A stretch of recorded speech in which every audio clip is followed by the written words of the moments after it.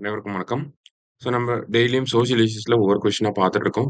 இன்னைக்கு என்ன இருக்கு அப்படின்னு சொல்லி பார்த்தீங்கன்னா, seasonal migration of weaker sections of rural population is leading to empty schools and closed doors. Critically assess this statement அப்படின்னு சொல்லி கேட்டிருக்காங்க. இந்த கொஸ்டின்ல என்ன கேட்டிருக்காங்க அப்படின்னா, சீசனல் மைக்ரேஷன்னால என்ன ஆகுது? Empty schools and closed doors அப்படின்னா, இந்த இடத்துல சில்ட்ரன்னால எஜுகேஷனுக்கு வந்து போக முடியல. குளோஸ்டு டோர்ஸ் அப்படிங்கிறப்ப ரூரல் பாப்புலேஷன் மைக்ரேட் ஆயி வேற இடத்துக்கு போறாங்க அப்படிங்கிறத இந்த இடத்துல ஒரு ஸ்டேட்மெண்ட்டா குடுத்துட்டாங்க. அந்த ஸ்டேட்மெண்ட்ட அசஸ் பண்ண சொல்றாங்க. பாசிட்டிவ்ஸ் என்ன, நெகட்டிவ்ஸ் என்ன அப்படிங்கிறத சொல்லணும். அப்ப இந்த இடத்துல காசஸ் என்ன, இம்பாக்ட் என்ன அப்படிங்கிறத எழுதிட்டு, அதுக்கப்புறமா வே ஃபார்வர்ட் அப்படிங்கிறத நம்ம குடுக்குற மாரி இருக்கும். சரிங்களா? அதுதான் இந்த கொஸ்டின இப்படிதான் அட்ரஸ் பண்ணணும். ஒரு கிரிட்டிக்கலான கொஸ்டின் தான். எக்ஸாம்ல இந்த மாரியான கொஸ்டின் வரப்ப, கொஞ்சம் பார்த்து தான் நம்ம அட்டெண்ட் பண்ற மாரி இருக்கும். ஓகேங்களா? இத விட பெட்டர் ஆப்ஷன்ஸ் இருந்துச்சுன்னா, நம்ம அத நோக்கி மூவ் ஆன் ஆயிரணும். சரியா? சீசனல் மைக்ரேஷன்னா என்ன அப்படிங்கிறத சொல்லலாம். ஓகேங்களா? ஒரு சீசனல் பேசிஸ்ல மைக்ரேட் ஆகுறது. அது வந்து ஆஃபன் பார்த்தீங்கன்னா, ஸ்பெசிஃபிக்கா இருக்கும். ஒரு லிமிட்டட் டைம் பீரியடுக்கு தான் இருக்கும். அந்த சீசனல் மைக்ரேஷன் அப்படிங்கிறது. சரியா? அப்ப சீசனல் மைக்ரேஷன்னா என்ன அப்படிங்கிறத சொல்லலாம். அதுக்கப்புறமா அது வந்து ஒரு மேஜர் சோசியோ எக்கனாமிக் சேலஞ்சா இந்தியால இருக்கு அப்படிங்கிறத சொல்றோம். ஓகேவா? ஸோ எதனாலலாம் சீசனல் மைக்ரேஷன் ஏற்படுது? ஃபர்ஸ்ட் காசஸ் அப்படிங்கிறத நம்ம லிஸ்ட் அவுட் பண்ணியிருக்கணும். ஓகேவா? ஃபர்ஸ்ட் அக்ரேரியன் டிஸ்ட்ரெஸ் இல்ல வேற என்ன சொல்லலாம்? நமக்கு வந்து லோ பேயிங் அக்ரிகல்ச்சரல் ஜாப் அப்படின்னு சொல்லலாம். இல்ல மான்சூன் ஃபெயிலியர்னால கூட ஒரு சில டைம் சீசனல் மைக்ரேஷன் ஏற்படுது அப்படிங்கிறத சொல்லலாம். இந்த மாதிரியான காரணங்கள வந்து அக்ரேரியன் டிஸ்ட்ரெஸ் அப்படிங்கிறதுக்குள்ள நம்ம சொல்றோம். ஓகேங்களா? இங்க என்ன குடுத்துருக்காங்கன்னா, crop failures, low MSP, rising input cost இது எல்லாமே என்ன பண்ணுது? அவங்கள ஆல்டர்னேட் எம்ப்ளாய்மென்ட்ட நோக்கி நகர்த்துது அப்படிங்கிறத சொல்றாங்க. சரியா? அடுத்தது ரூரல் எம்ப்ளாய்மென்ட் ஸ்கார்சிட்டி. ஓகேவா? இப்ப எம்ஜிஎன் ரேகாக்கு கீழ பார்த்தீங்கன்னா வொர்க் அவைலபிலிட்டி அப்படிங்கிறது இன்னடிக்குவேட்டா இருக்கு அப்படிங்கிறது சொல்றாங்க.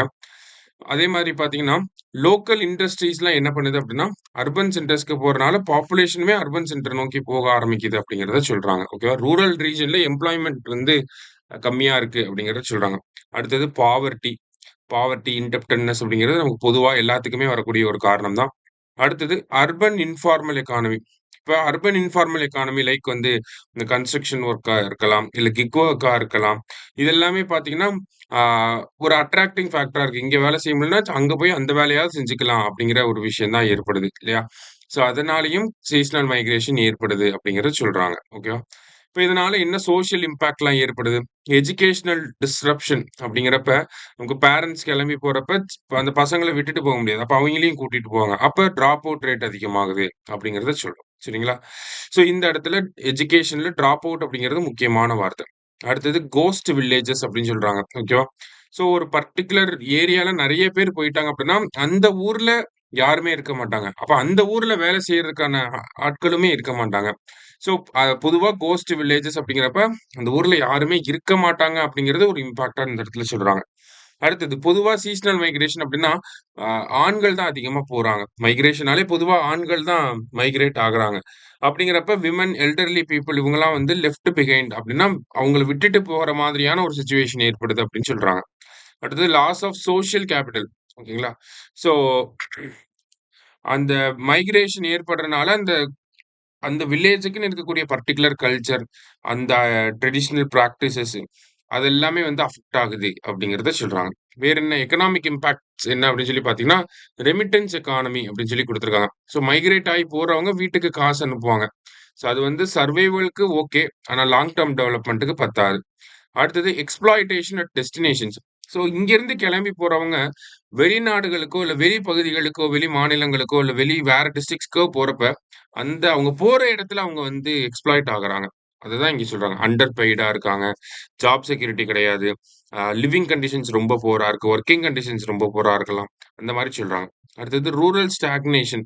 ரூரல் ஸ்டாக்னேஷன் அப்படிங்கிறப்ப, ரூரல் ரீஜியன்லேருந்து அர்பன் ரீஜியனுக்கு மைக்ரேட் ஆகுறப்ப, ரூரல் ரீஜியன்ல வேலை செய்யறதுக்கு ஆள் இருக்க மாட்டாங்க. அப்ப அந்த இடத்துல அக்ரிகல்ச்சர் புரொடக்டிவிட்டி அஃபெக்ட் ஆகும். அக்ரிகல்ச்சர் லேபர்ஸ் இல்லாம போவாங்க. அந்த மாரியான விஷயங்கள சொல்றாங்க. அடுத்தது ஸ்கில் ட்ரெயின். ஓகேவா? So younger generation engaged in unskilled labour instead of education. ஓகேவா? இப்ப நல்லா டிகிரி முடிச்சிருப்பாங்க. ஆனா ராபிடோ போயிட்டு இருப்பாங்க. இல்ல ஒரு கிக் ஒர்க்கரா, டெலிவரி பார்ட்னரா இருப்பாங்க. இதுதான் வந்து ஸ்கில் ட்ரெயின் அப்படின்னு சொல்றாங்க. இது வந்து ஒரு பாவர்ட்டிய கிரியேட் பண்ணுது அப்படிங்கிறத நமக்கு சொல்ல வராங்க. சரியா? இதுல பாசிட்டிவ் ஆஸ்பெக்ட்ஸ் என்னலாம் இருக்கு? நமக்கு சப்ளிமெண்டரி இன்கம். இப்போ அக்ரிகல்ச்சரல் லேபரர்ஸ் இருப்பாங்க.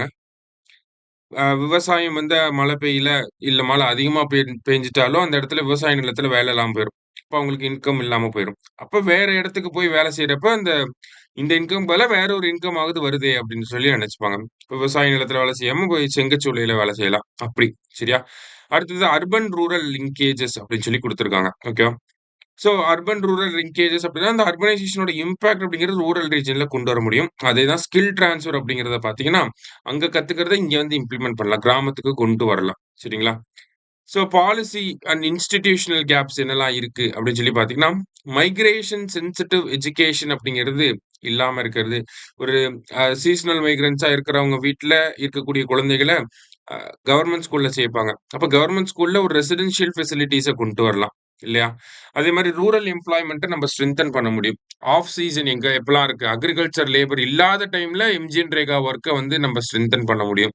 அடுத்தது சோசியல் செக்யூரிட்டி அப்படிங்கிறது. ஓகேவா? சோசியல் செக்யூரிட்டில இப்ப தான் one nation, one ration card வந்திருக்கு. மத்த விஷயங்கள வந்து இந்த இடத்துல சொல்றாங்க.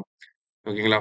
அடுத்ததா பார்த்தீங்கன்னா, poor data on migration. Migration related data இல்லாதனால, நமக்கு ஒரு இன்ஃபார்ம்டு பாலிசி டெசிஷன எடுக்க முடிய மாட்டேங்குது. அதுதான் இந்த இடத்துல ஒரு பாலிசி கேப்பா நமக்கு சொல்றாங்க.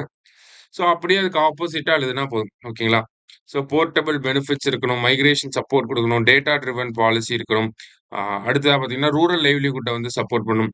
Agriculture based industries, MGNREGA, skill development, SHG formation இந்த மாதிரியான ஆக்டிவிட்டீஸ கொண்டு வரதன் மூலியமா நம்ம என்ன பண்ண முடியும்?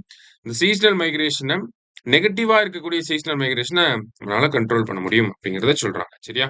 ஸோ, அதுதான் இந்த கொஸ்டின்ல இருக்கக்கூடிய விஷயம். ஸோ, கொஞ்சம் கிரிட்டிக்கலான கொஸ்டின் தான். அதுக்கேத்த மாதிரி தான் நம்ம ஆன்ஸர் பண்ணணும். நீங்க ஒரு டைம் ட்ரை பண்ணி பாருங்க. ஃபர்ஸ்ட் கொஸ்டின பார்த்துட்டு ஆன்ஸர் எழுதி பாருங்க. அதுக்கப்புறமா கரெக்ட் ஆன்ஸர்க்கான ஒரு விஷயத்த பண்ணுங்க. சரியா? Thank you.